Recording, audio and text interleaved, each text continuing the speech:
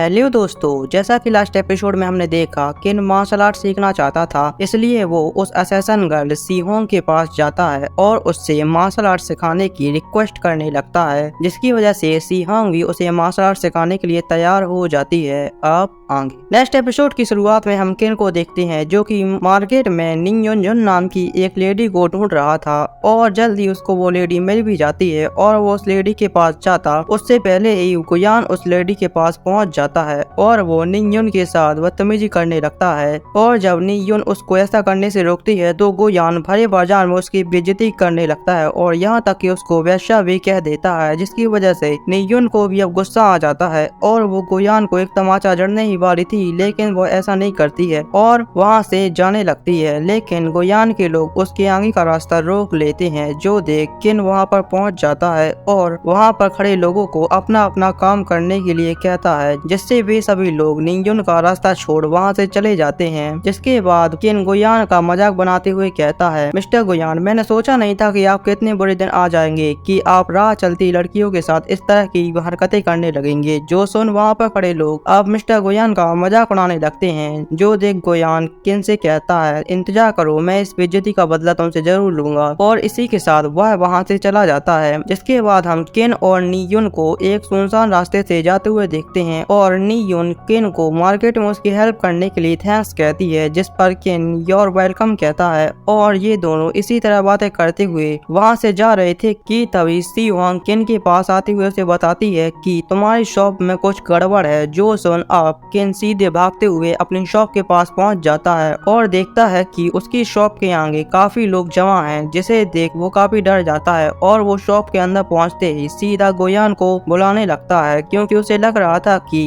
हो ना हो इन सब के पीछे गुयान का ही हाथ होगा। लेकिन तभी उसके पास भागते हुए एक डॉग आता है, जिसके पीछे उस डॉग की मालकिन भी पहुंच जाती है, जिसे देख किन उस लेडी से उसका नाम पूछता है, जिसपे वो लेडी कहती है, मैं वही हूँ जिसके हस्बैंड से तुमने 15 कॉइन में जमीन खरीद ली थी। जो सुन पहले तो किन को कुछ समझ में नहीं आता है, लेकिन जब वो उस लेडी के साथ मिस्टर होंग को देखता है तो वह समझ जाता है कि प्रिंसेस चैंग है। जो पता लगने पर किन तुरंत ही उनके सामने झुक जाता है और अपने पिछले व्यवहार के लिए माफी मांगने लगता है और प्रिंसेस चैंग भी उसको माफ कर देती हैं। और इतने में ही वहाँ पर जिया पहुँच जाती है और वो किन को चुपके से बताती है कि प्रिंसेस चैंग ने उनकी शॉप के सारे कपड़े खरीद लिए हैं और प्रिंसेस चैंग जिया से कहती है कि अब से हमारी फैमिली तुम्हारी ही शॉप से कपड़ों का व्यापार करेगी। जो सुन जिया प्रिंसेस चैंग को थैंक्स कहती है और साथ ही उनको अपनी शॉप का वीआईपी कार्ड देते हुए कहती है, आप जब भी इस शॉप पर इस वीआईपी कार्ड के साथ आएंगी हम आपको कपड़ों पर 10% का डिस्काउंट देंगे, जिससे प्रिंसेस चैंग खुश हो जाती हैं और इसी के साथ वो कपड़े लेकर वहाँ से चली जाती हैं। और अब सीन रात को शिफ्ट होता है, जहाँ पर जिया और किन आज की डील के बारे में बातें कर रहे थे और जिया किन से कहती है कि क्यों ना हम एक पार्टी अरेंज करें जिसमें हम वू डायनेस्टी के बड़े बड़े बिजनेसमैन को बुलाएंगे, जिससे हमारा बिजनेस भी और ज्यादा ग्रो होगा। और जिया के इस आइडिया से किन भी पूरी तरह से सहमत था। जिसके बाद हम सीधे पार्टी का सीन देखते हैं, जिसे जिया और किन ने मिलकर काफी अच्छे से अरेंज किया था और पार्टी में बहुत से फेमस लोग आए हुए थे, जिनमें मिस्टर होंग, प्रिंसेस चैंग और गवर्नर शामिल थे। तभी प्रिंसेस चैंग जिया से स्टेज पर डांस कर रही लड़की के बारे में पूछती है, जिस पर जिया उसका नाम नी युन बताती है, जो कि मार्केट में अपनी एक छोटी सी एग शॉप चलाती है। और अब जिया और किन मिलकर प्रिंसेस चैंग और मिस्टर होंग को खाना सर्व करते हैं, जिसके बाद सभी लोग डांस को देखते हुए डिनर को एंजॉय करने लगते हैं। और अब यहाँ पर फिर से गुयान एक नया पखेड़ा खड़ा करने के लिए प्रिंसेस चैंग को बताता है, योर हाइनेस, क्या आपको पता है आप जिस डांसर की इतनी तारीफ कर रही हैं वो एक वेश्या रह चुकी है